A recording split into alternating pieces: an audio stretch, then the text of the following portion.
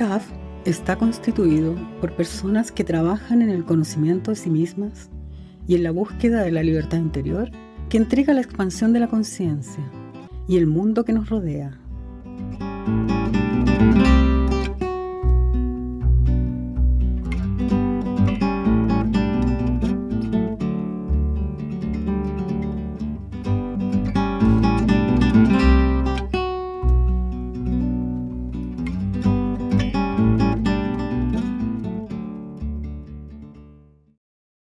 Muy bien.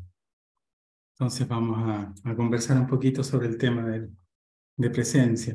La verdad que a mí me interesa ya desde hace bastante tiempo esta idea de la presencia como prácticamente como una especie de síntesis de lo que es la práctica espiritual.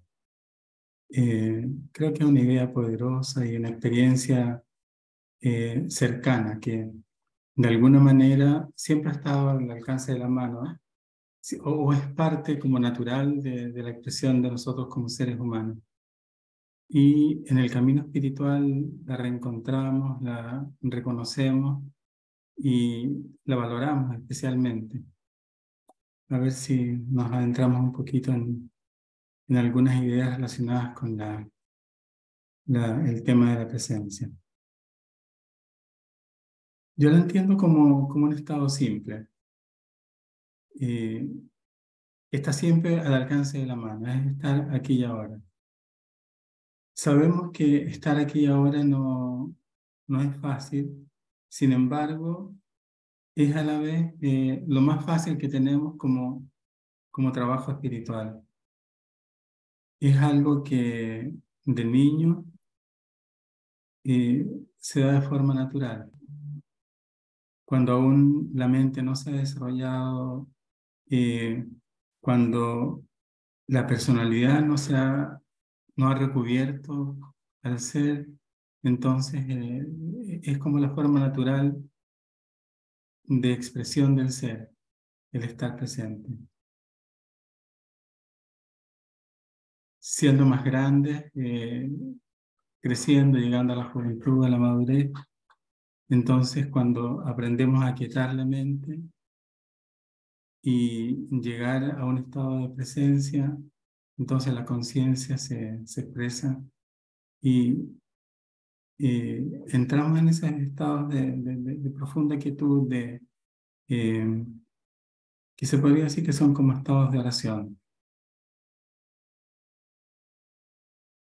como, como una síntesis. Quizás una de las características del estado de presencia yo creo que es el que de un modo nos desapegamos profundamente de aquello que hemos llegado a ser desde un punto de vista de historia personal. Deja de tener importancia eh, nuestro nombre, nuestra profesión, nuestra historia, para pasar a ser nada más que una herramienta y un vehículo, una vestidura que nos envuelve. El ser no necesita reafirmarse en ninguno de esos aspectos externos, sino que simplemente irradia su luz desde adentro, con simplicidad, estando plenamente consciente. Hice dos pequeñas líneas de tiempo que me pareció interesante como para enmarcar un poco dentro de lo que es el desarrollo de nuestra vida como seres humanos, eh, el tema de la vida espiritual. Entonces, una línea de tiempo general. Cuando somos muy, muy pequeñitos, cuando recién nos estamos eh, adaptando a la vida sobre este planeta, estamos conectados con lo infinito. Todavía no se ha desarrollado en torno a nuestro ser esa cáscara que es la personalidad y eh, estamos totalmente unidos al infinito. Yo recuerdo un poema de Rilke en que él habla de eso y dice que un niño pequeño normalmente está totalmente unido a lo infinito. Entonces, mm, se viene desde fuera y se trata de sacudirlo, de despertarlo, de hacer que entre en el terreno de lo material, de lo personal. Y es lo que ocurre con el desarrollo de la personalidad, con la educación, cuando llegamos a la juventud temprana, entonces desarrollamos la personalidad. Sin embargo, en esta juventud temprana, cuando todavía somos niños, probablemente cada uno de ustedes puede recordar esos momentos en que había una chispa en que nos volvíamos a unir a lo infinito, en que teníamos la percepción profunda de lo divino. Eh, yo, por experiencias de algunos amigos que me han comentado, una amiga, por ejemplo, comentaba que un día iba en el autobús camino al colegio y de pronto tuvo la sensación así imponente y sobrecogedora de que, eh, de que todo estaba bien, de que la vida tenía un sentido. Y es ese tipo de experiencias inolvidables, a pesar de que ocurrieron a una edad muy temprana. Yo creo que ella tenía 5 o 6 años cuando le pasó eso.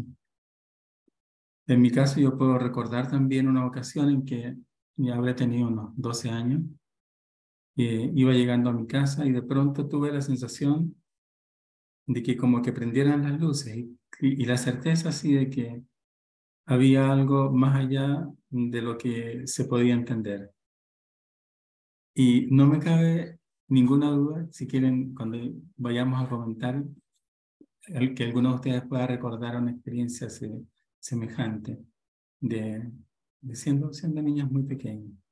Entonces, a pesar de que se desarrolla, se desenvuelve esta cáscara alrededor del ser y se va perdiendo la conciencia de lo infinito, siempre hay estos chispazos que nos devuelven a al conocimiento de ese ser profundo, trascendente. Ahora, cuando llegamos a la juventud, ya la personalidad se ha definido, se trazan los caminos a seguir en la vida, se tiran las líneas que van a ser las líneas conductoras de nuestra vida sobre esta tierra.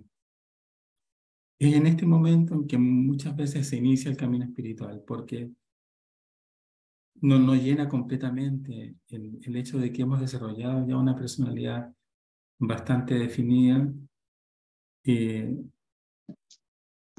No, no da ese sentimiento de plenitud, de completitud, de que está todo resuelto. Entonces están estas crisis existenciales propias de la juventud en el que se inicia la búsqueda del sentido.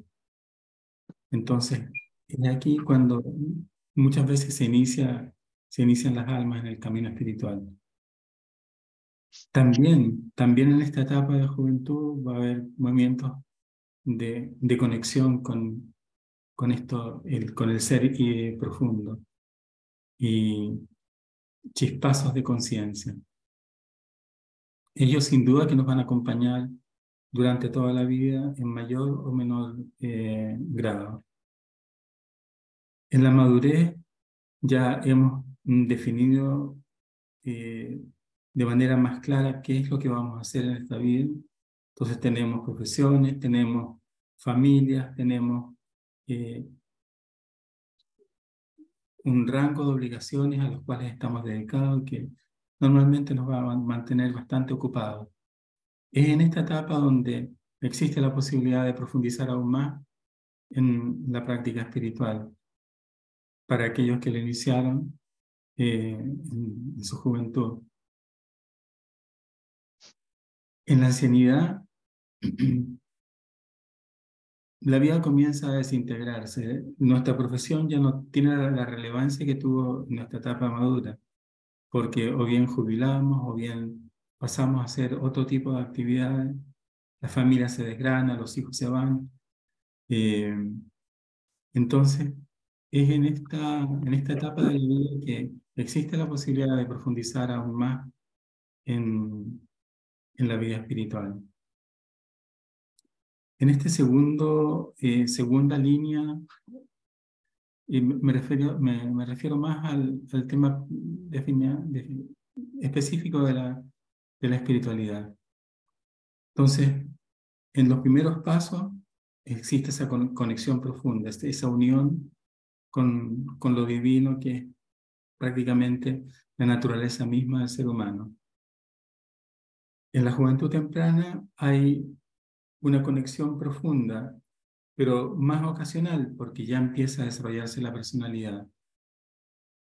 En la juventud, el desarrollo prácticamente ha puesto un velo sobre la conexión con lo divino. Y esta puede ser, en mayor o menor grado, un sentimiento, un recuerdo, que puede descorrerse este velo a través del trabajo interior. Puede refrescarse la conexión con lo divino. En la madurez existe esta posibilidad de identificar la separación que establece la mente y las emociones de la identificación con el ser profundo, con la conciencia. Entonces, en la medida en que podemos transformarnos en el observador que es consciente de la corriente de pensamientos, de la corriente de las emociones, como algo que se ha desarrollado y creado para protegernos y permitirnos funcionar en esta vida, pero que no es nosotros mismos. Entonces,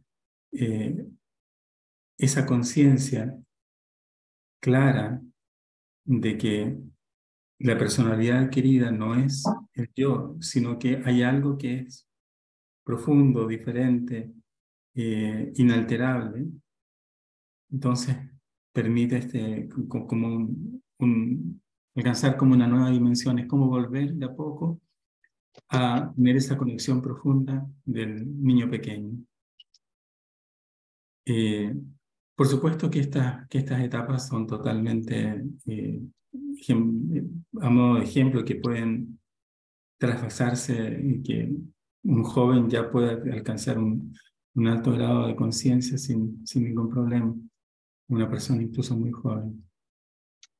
En la ancianidad yo puse la idea de que ya la persona que de modo natural ha logrado romper la identificación con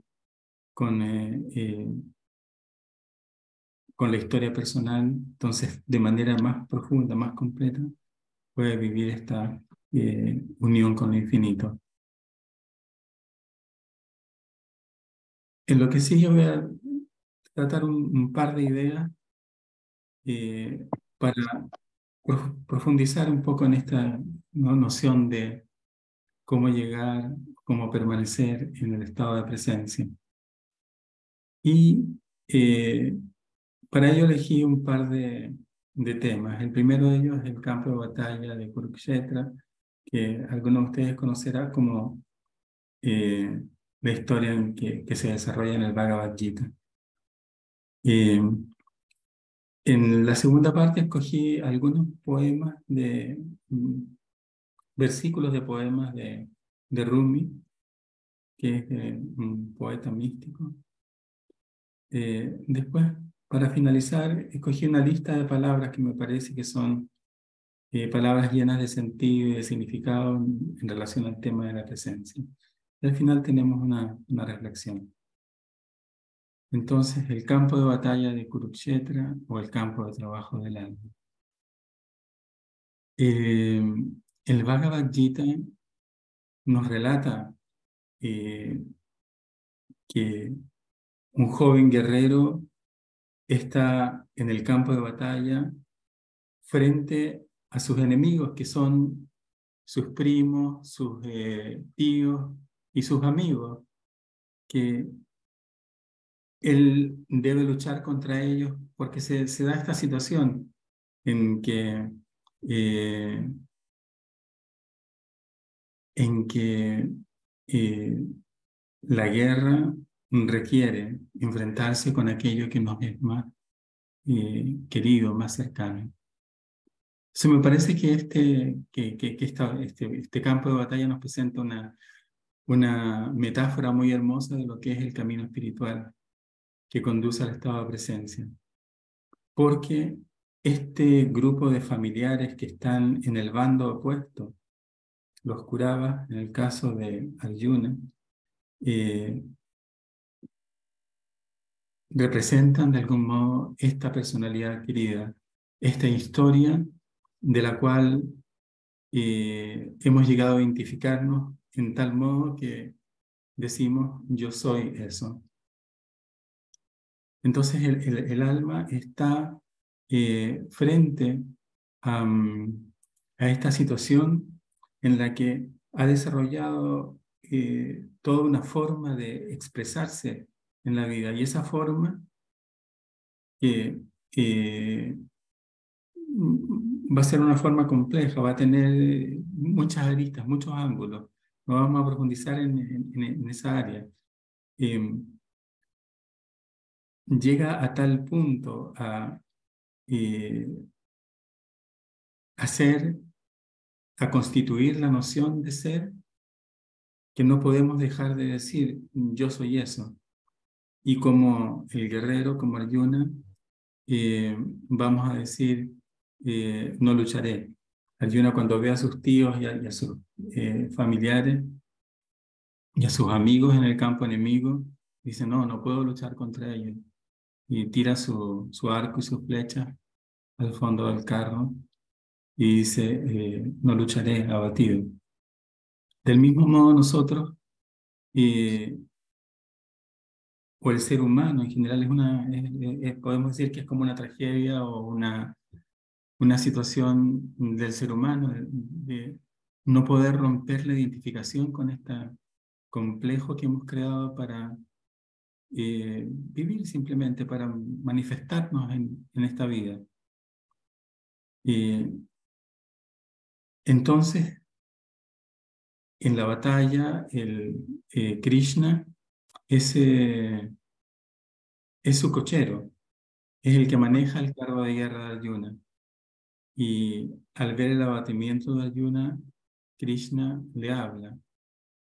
Del mismo modo, en el camino espiritual, desde la profundidad de nuestro corazón, surge esta voz que nos ayuda a tomar conciencia y a tener la valentía de decir, yo no soy ese complejo de condicionamientos que me impulsa a actuar de una u otra manera.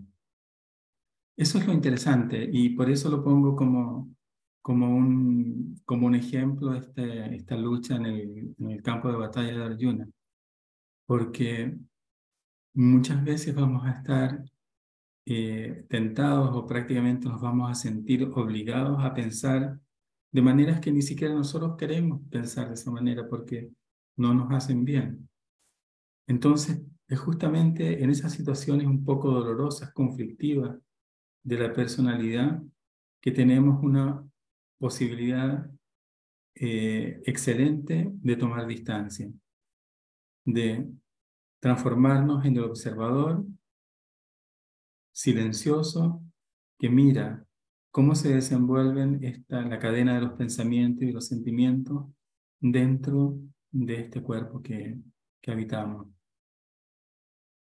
El dolor es una gran ayuda, porque muchas veces si nos sentimos dichosos y contentos no vamos a tener como la necesidad de comprensión, de entender qué es lo que pasa aquí. Entonces, estas situaciones de dolor, como el dolor que sentía Arjuna al tener que luchar contra sus familiares, nos permiten transformarnos, romper la identificación y transformarnos en el observador y lo observado, la cadena de pensamiento, la cadena de los sentimientos. Esto en sí no es complejo, es realmente muy simple. En en la historia del Bhagavad Gita se establece una larga conversación entre Arjuna y Krishna. Y Krishna lo educa y lo instruye en el conocimiento oculto, en el conocimiento de lo divino. Del mismo modo, cuando nosotros nos transformamos en el observador, que observa la corriente de pensamientos y logra romper la identificación, en mayor o menor medida y con la práctica, vamos a estar solamente en esta posición de observador. Y eso es como el nacimiento del estado de presencia, el que está en la quietud, el que es capaz de observar, de mirar, de ser consciente. Y entonces la conciencia se expande y va mucho más allá de observar simplemente nuestra compleja personalidad. Ya eso se va a transformar en un hábito y vamos a poder reírnos desidentificados de la personalidad corriente cuando ella con sus condicionamientos trate de llevarnos por un camino que no es el camino que nosotros queremos.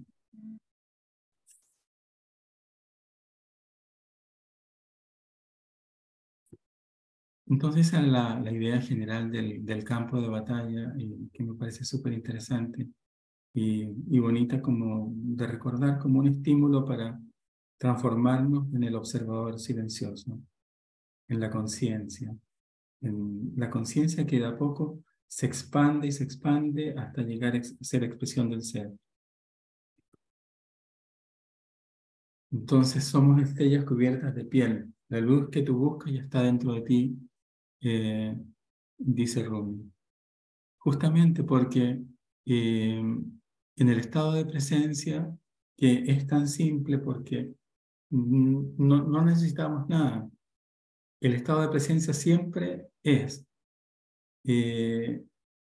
si lo evocamos, habiendo tenido ya un poquito de práctica en este acto de meditación prácticamente, que es el observarse, desde dentro del corazón surge esta claridad, esta fortaleza interior que nos dice, o que nos llena de sentido desde dentro. Otro aspecto que me parece importante de mencionar es el rol del cuerpo. Es curioso, pero el cuerpo es uno de los portales más importantes como para llegar al estado de presencia.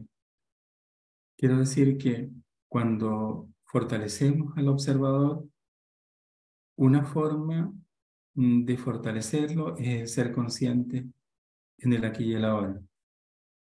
Y el ser conscientes de la energía de nuestro cuerpo, de la posición de nuestro cuerpo, el control del cuerpo como a través de la postura, de la respiración, es un elemento muy importante en el lograr aquietar la mente, en lograr esta posición de ser observadores.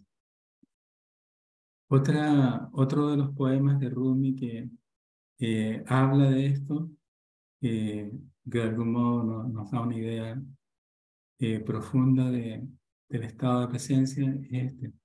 El silencio es el lenguaje de Dios. Todo lo demás es por traducción.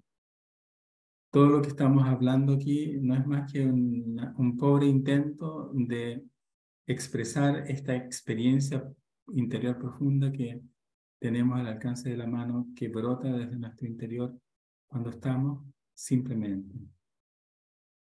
También dice Rumi, sea una página vacía, no tocada por las palabras, que invoca de una manera muy poderosa justamente el estado de presencia. Y cuando dice, la fuente de la obra está aquí. Cuando pensamos como práctica espiritual, ¿qué puedo hacer? Esta frase me parece genial porque todo lo que necesitamos como práctica espiritual siempre está aquí, al alcance de la mano. Lo tenemos en este momento. Estar simplemente.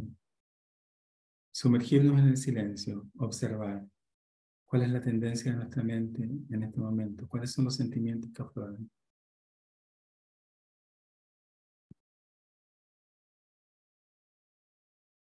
Después escogí algunas palabras que me parecen súper importantes relacionadas con el estado de presencia.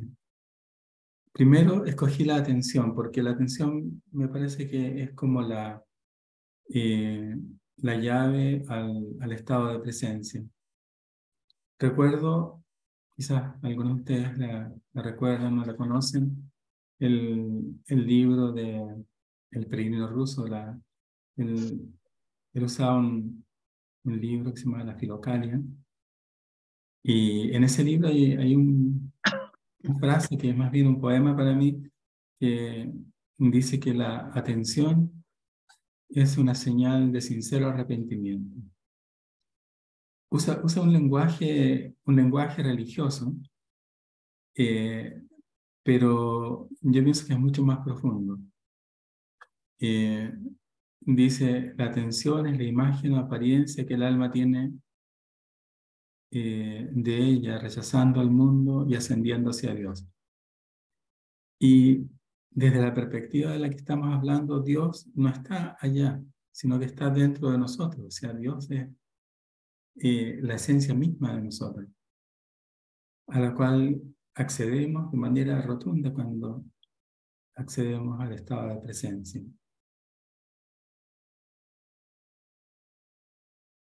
Dice después en ese poema, la atención es la indudable certeza del perdón de los pecados. Y es tan profundamente exacto con el estado de presencia en el que todas las equivocaciones, los errores que hemos cometido se visualizan y se comprenden desde una perspectiva totalmente diferente. Ya no somos nosotros, es la experiencia que el ser humano realiza en nosotros. Se ubican desde una perspectiva adecuada. Por eso es la indudable certeza del perdón de los pecados, la indudable certeza de comprender qué es lo que hemos hecho y qué importancia tienen. La otra palabra que me parece súper interesante es la muerte, porque en esta lucha, en este campo de batalla que se nos muestra en el Gita, Krishna le dice, levántate y, y lucha. Si tienes que matar, mata. Y para nosotros, la desidentificación con nuestra historia personal es la muerte. Por eso decimos que el trabajo espiritual y específicamente el trabajar con este tipo de oración que es el estado de presencia es la tarea más fácil y también la tarea más difícil. Es la más fácil porque no cuesta nada, porque tenemos todo en nuestras manos, todos los elementos para realizarla de manera cotidiana, pero es la más difícil porque implica la muerte de la personalidad corriente. La desidentificación con lo que creemos ser es para nosotros como morir. Y tenemos que estar dispuestos a eso. Saber que aquello que creemos ser en realidad no es más que una vestimenta, una vestidura. Es algo que no es la esencia misma nuestra. Y la esencia misma nuestra es indefinible, es total, es completa, es indivisible de lo que nos rodea, de las personas que nos rodean. Entonces la muerte me parece también una palabra súper importante con relación a este tema. La otra palabra es el silencio. El silencio porque la observación de partida no puede realizarse sin silencio. El silencio, la mente va a seguir funcionando, o sea, ella nunca va a parar. Va a seguir especulando y creando historias desde el silencio es la única posibilidad que tenemos de observarla y de educarla, porque la mente es súper valiosa, es valiosísima. Y en la medida en que logramos la desidentificación con la historia personal, va a ser una herramienta en nuestras manos para trabajar, para hacer lo que necesitamos hacer con ella. Y para muchas cosas, la mente es absolutamente una herramienta maravillosa. Desde el silencio, entonces podemos relacionarnos con ella y usarla de una manera adecuada. La otra palabra que me gustaría mencionar con respecto al estado de presencia es la reverencia y la sumisión. Reverencia porque al estar presente es como entrar en el templo. Entonces, no importa dónde estamos, podemos ir en el metro, podemos ir, estar en la soledad, en la playa, o trabajando en la oficina, y estamos en el templo. Entonces hay un estado de profunda reverencia y sumisión, porque estamos abiertos a que aquello que ocurre lo aceptamos, no importa si es una cosa agradable o desagradable. Desde este estado estamos como totalmente dispuestos, abandonados, que es la palabra siguiente, o entregados. Entonces esta reverencia y sumisión se expresan también como abandono y como entrega en el momento a momento, instante tras instante en nuestra vida cotidiana. Y por último puse las palabras comprender y amar, que son parte de una de las bendiciones que decimos en CAP. Y yo creo que es como el resultado en términos de relaciones, que es tan importante, cómo se integra a las almas a nuestro alrededor, a nuestros compañeros de trabajo, a nuestra familia, a nuestros amigos, a las personas con que nos encontramos y nos cruzamos en la calle. Comprender y amar. Yo cuando voy al trabajo tengo que caminar un poco por el centro de Santiago, y las personas con las que uno se cruza son más o menos las mismas siempre. Especialmente hay algunas personas que uno vuelve a ver todos los días cuando realiza este camino. Y aunque uno nunca cruce una palabra con ellas y no se relacione de manera directa, es como que se integraran y formaran parte de la vida de uno. Y como que una profunda aceptación, comprensión y amor hacia ellos emana de este estado de simplicidad, de estar simplemente.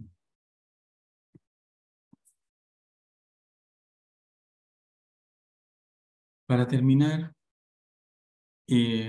como un resumen, eh, yo creo que hacer de la práctica de presencia un ejercicio cotidiano es realmente uno de los ejercicios espirituales más profundos y totales. Como que conduce y expresa lo que es la vida espiritual de una manera absoluta. También súper importante saber que no necesitamos nada para hacerlo, que todo lo que necesitamos lo tenemos ya. Tenemos este cuerpo que nos permite desenvolvernos y movernos en la tierra, y que en la medida en que somos conscientes de él, él es un portal a la quietud, al silencio interno, a, al, a la práctica de el estar aquí y ahora. El cuerpo entonces se transforma en un ayudante en la tarea de hacernos conscientes. Al hacernos conscientes de él y de sus necesidades. También la práctica de la presencia en nuestra relación con las personas. El evocar este ejercicio de estar en silencio, del mismo modo que practicamos el silencio cuando nos observamos nosotros mismos, practicar el silencio cuando estamos con las otras personas de manera tal de que podamos escucharlas. y que podamos comprenderlas en profundidad, de que podamos verlas, apreciarlas en, en los pequeños detalles de sus expresiones, y así poder llegar a verlas realmente, a amarlas realmente. Al final puse un pequeño párrafo que me pareció que era un buen resumen también de la enseñanza, un párrafo de la enseñanza. Dice que el hombre llega a la realización cuando, sabiendo razonar, no razona. Es ese estado de silencio profundo interno. Entonces comprende por analogía. Desde, eh, desde este estado interior de participación, de entrega, eh, de completo abandono, emana un sentir que es trascendente y superior. Y a través de este sentir superior, entonces se comprende la totalidad de las cosas que nos van ocurriendo. Dice al final de la enseñanza, la voluntad significa por místico abandono a la conciencia cósmica. Que en realidad ya, yo muchas veces cuando escucho oraciones que se refieren a Dios, siempre pienso que al final Dios es una realidad dentro de uno mismo y que Dios se hace presente cuando lo sentimos profundamente dentro de nuestro propio corazón. Y eso es a lo que nos conduce el estado de presencia. Eso sería la presentación para hoy. Gracias.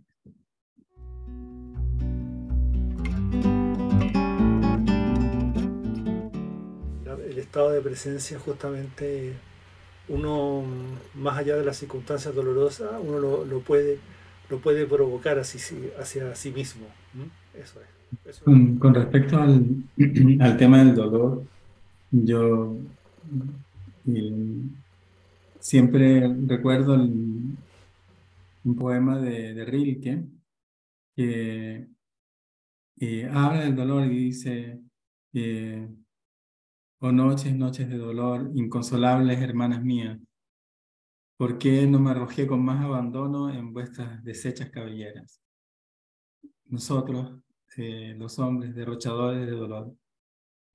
Sí, el dolor tiene su belleza, como dice Rilke, y no vale la pena derrocharlo, porque claro, es una energía enorme que podemos aprovechar para ser más conscientes. Eh, Tú mencionaste que en esta línea del tiempo, de que nosotros, ¿verdad? En los primeros pasos, ¿cierto? En la primera infancia, estamos conectados con el infinito, ¿no?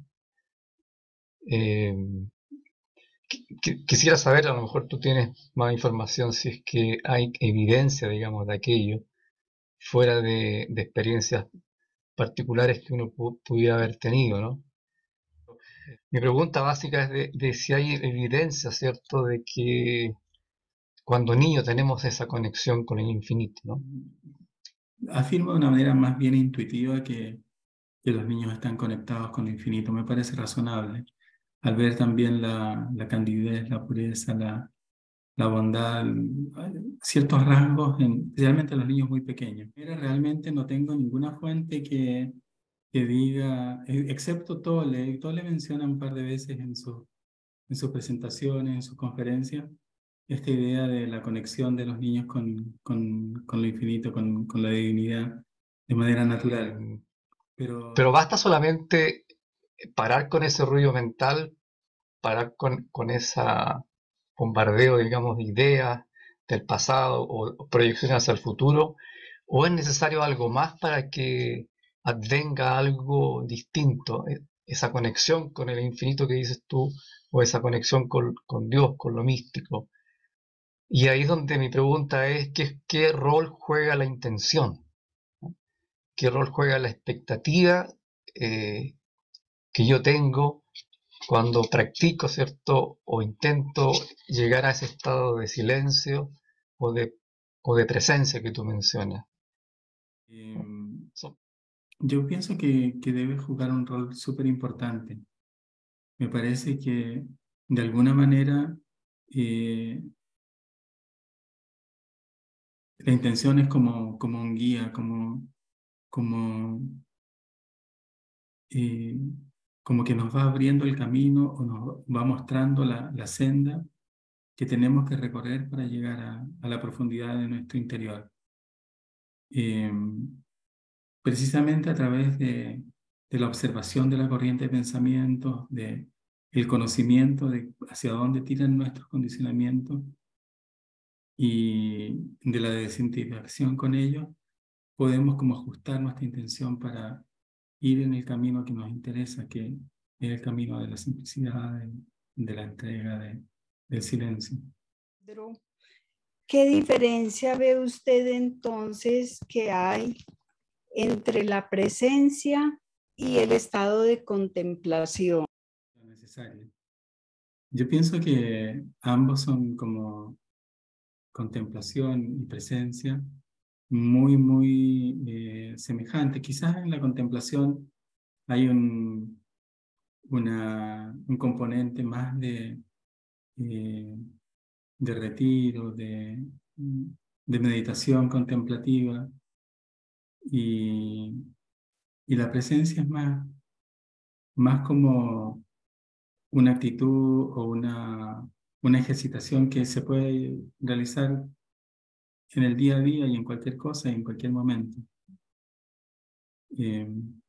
No necesariamente tiene que alcanzar la profundidad y la amplitud que implica o que sugiere la palabra contemplación. En nosotros, el único requisito para que uno escuche esa divinidad que está dentro de nosotros es hacer silencio.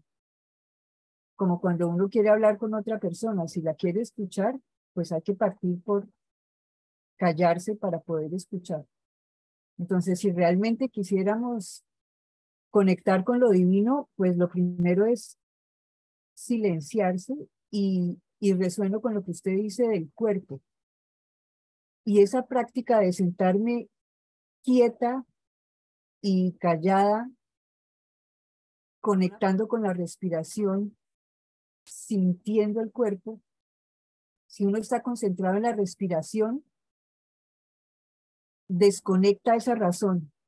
Sabiendo uno razonar, no razona si está conectado con su cuerpo y si está conectado con la respiración.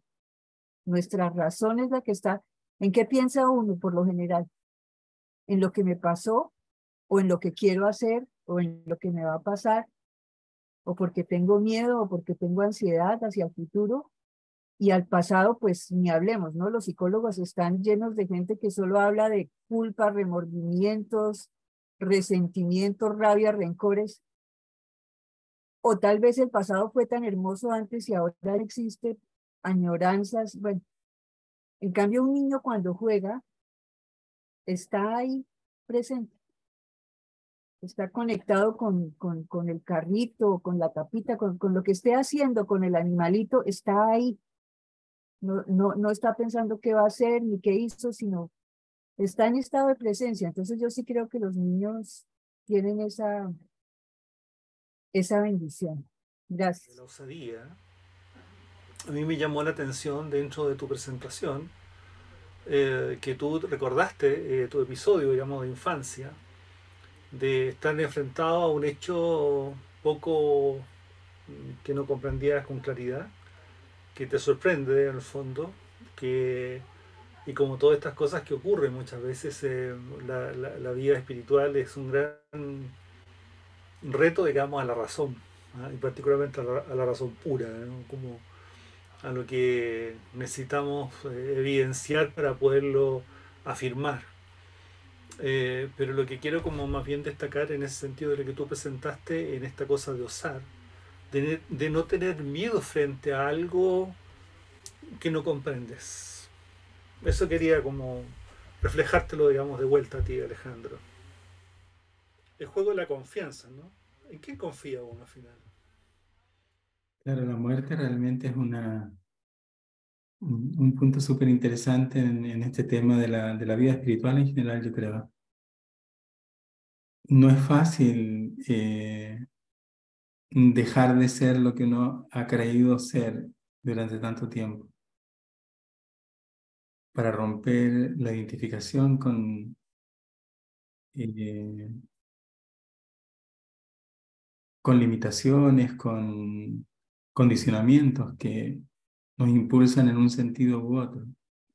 En ese sentido creo que hay un ejemplo que es bien interesante, lo ponía Tolle, de una señora que lo fue a ver un par de veces y le comentaba que no soportaba a su marido, que le molestaba cómo comía, cómo se sentaba, cómo se acostaba, cómo se levantaba, cómo caminaba, en fin, le molestaba todo de su marido.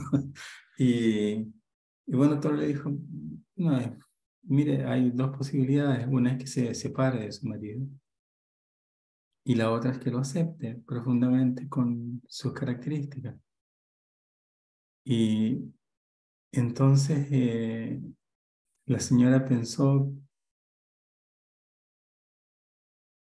y tuvo como un chispazo de conciencia, así dijo, pero si dejo de actuar o de relacionarme como me relaciono con él, ¿qué queda de mí? Yo sería como dejar de ser. Entonces, realmente es un ejemplo súper bueno de qué significa morir en términos de la personalidad. Significa dejar de ser. Ahora, A la luz de de tu exposición, tú podrías hacer una correlación entre presencia, conciencia expandida y unión divina, digamos, o estado místico, ¿verdad? Y a lo mejor eso es lo que ocurre con los niños, ¿no? Como se decía, que ellos están muy presentes, no tienen muchas ideas en la cabeza y no saben de futuro y también tienen muy poco pasado, entonces están muy presentes. Pero ¿será que en ese estado de presencia que ellos experimentan, ellos tienen esa conciencia expandida, ¿no? Y ese estado de unión que es el que nosotros anhelamos a través de nuestro trabajo interior? Y más aún, una persona, por ejemplo, que podría tal vez entrenarse con ejercicios, con técnicas, digamos, de meditación, etcétera, y a lo mejor conseguir esto que dice Tolle, ¿no? De estar presente aquí y ahora. Una vez conseguido ese estado, deviene naturalmente esa expansión de la conciencia y a lo mejor esa unión divina, o tienen que haber otras cosas para que eso ocurra. y a mí me da la impresión de que están profundamente relacionadas y que, bueno, el estado de presencia no va a evolucionar dentro de nosotros desde momentos de conexión que se van a ir expandiendo en la medida en que lo hacemos como algo habitual. Y ahora, como tiene este componente muy profundo de atención, de hecho, una de las cosas que para la mente es, por ejemplo, la atención sobre el entorno. Soy profundamente consciente de mi cuerpo, de mi postura, de la energía de mi cuerpo, de las sensaciones que tengo en mi cuerpo, pero a la vez mi conciencia se expande hacia el entorno. Entonces soy consciente de la mesa que tiene el computador que estoy usando y de las sillas aquí alrededor y de la luz que ilumina el lugar y de las cosas que hay alrededor mío y de la oscuridad que hay más allá de los ventanales. Entonces, eh, tiene un componente súper importante de expansión de la conciencia, no solo en el sentido de ser más consciente de el aquí y el ahora y del entorno, de las personas y de lo que le pasa a las personas que están conmigo, de las sensaciones que se reflejan en, por ejemplo, la expresión de las personas con las que me encuentro. O sea, existe esa conexión súper importante con la expansión de la conciencia que yo pienso que es como progresiva, en la medida en que eh, hago de la práctica del estar presente, del aquietar la mente, del observar la corriente de pensamiento, que es meditación pura, un hábito, mi conciencia se expande de manera natural hacia todo lo que me rodea, hacia las personas y hacia también los aspectos que no estaban ocultos de mis condicionamientos. Ahora, si eso tiene que ver con la unión divina, yo pienso que totalmente también. Pienso que en la medida en que uno desarrolla y permanece en estado de presencia, la presencia divina se hace más y más evidente. Y no es una presencia divina que está por sobre, ¿no? Sino que está dentro de uno. Que desde la profundidad del corazón se hace súper evidente. Así que me parece que sí, que ambas cosas, tanto la expansión de la conciencia como la unión divina, son como componentes íntimamente relacionados con el estado de presencia. Bueno, sí, me gustaría agradecer a todos ustedes que han participado, que han tenido el tiempo de venir a escuchar un poco el tema este que me parece muy fascinante de la vida espiritual, de la presencia. Muy bien, ha llegado el momento de despedirnos.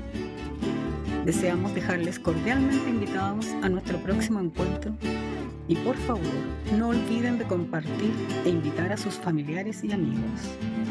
Tengan todos muy buenas noches y muchas gracias.